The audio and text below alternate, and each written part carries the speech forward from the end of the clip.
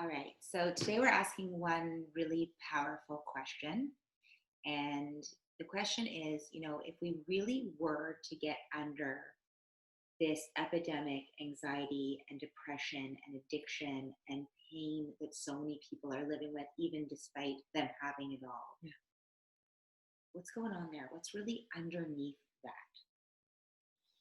So that's such a good question, and so relevant and so important right now. So important. And when I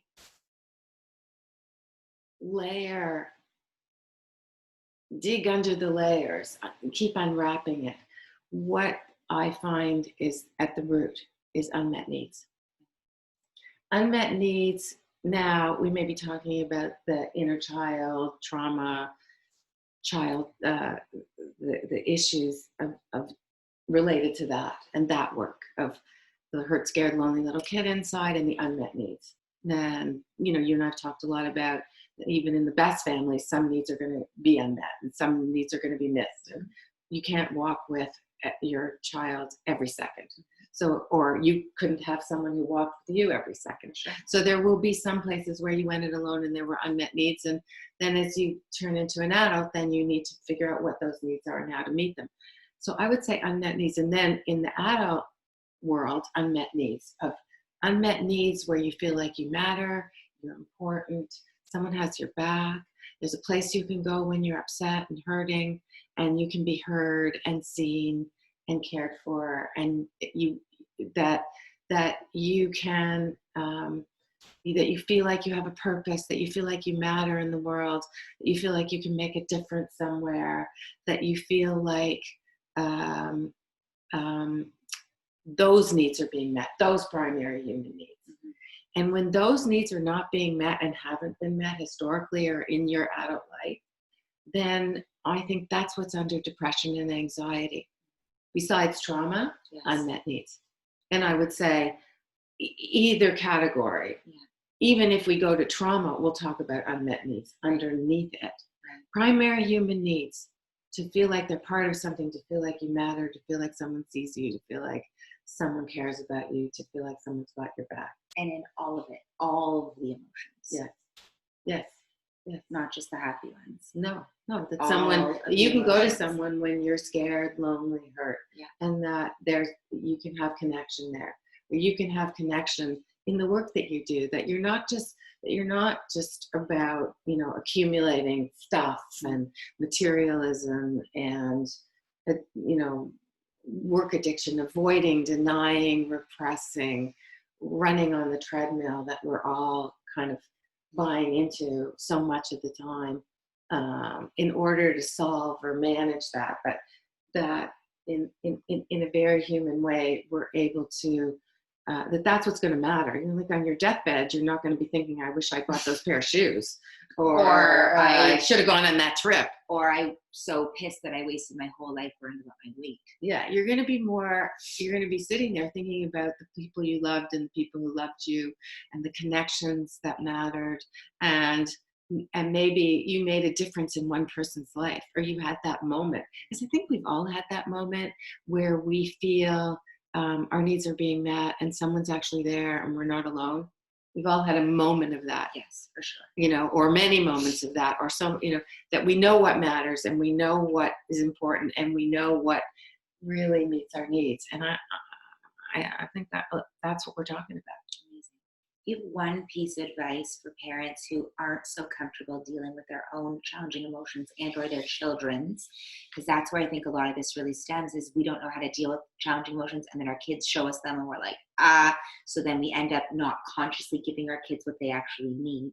How can we start as parents to edge towards more comfort with the challenging emotions and holding more space for them within ourselves and for our children? That's a great question, because where I always start, we've talked about starting with awareness, but actually what I start with parents who have been kind of chronically cheerleading and fixing and helping and caretaking and lecturing and all that stuff. It's my whole generation. Mine too, probably. Okay. Or maybe just that's a parent thing. It's in the parent suit. This is what I'm supposed to do. I'm supposed to fix everything. I'm supposed to have all the answers, which you're not, and you'll never will. I start with shut up. I start with silence. I start with button it up. Love it. And a lot of my clients historically have teased me about this. Like, I really shut up. They'll say to me, I'll say like, and then I listen to what you say, and I just said this, but then I said that, and then I explained it, and I'm like, could you just go, oh, I hear you, yeah. Seriously, that is presence. I agree. That is presence. Oh, not fixing, sometimes, not thinking about, not walking over it. Just so much of the time I'm sitting with someone and they're emoting or they're sharing with me, they're starting to open up, and I know how hard that is to do. And I have such respect for people who do it. And I know it's, I can put myself in that chair and I think, wow, this is hard.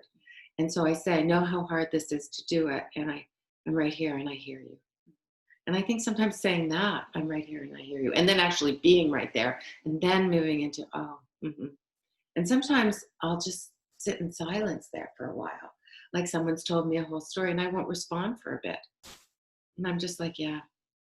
I think we're so scared of that moment, that silence. That's presence. Yeah.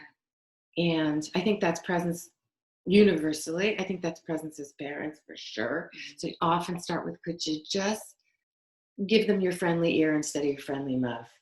Your friendly advice. Your friendly ear, your friendly, your presence. Make noises. Breath. Love it. It really, I love it. And that is really and you know what that's happens? not what our default is. Do you know what happens when I do that? And I've seen this over and over and over again. And parents come to me and they say, they won't open up to me. They don't want to share with me. They don't tell me anything, especially in adolescence. They don't want, how do I get them to open up? And when they start practicing, I hear you. I'm right here. Oh, yeah, no advice, no lecturing, no fixing. For a while, and then you can start when you get really good at it and you've developed real credibility and your kid is really coming to you and you've gotten good at it and you're learning to shut up, then you can start maybe to throw in a little bit, I was thinking maybe you could do this or maybe try that. But in the beginning, if you do that, and what happens is they're like, then the kids start downloading everything. They start telling them all the stuff. They start sharing. They start opening up. And then the parents come to me and say, what do I do? I didn't know that. I was like, oh my God, they want to come lie on my bed and talk all the time. Yeah, but I think it's really effective. Less is more, and think less, be more.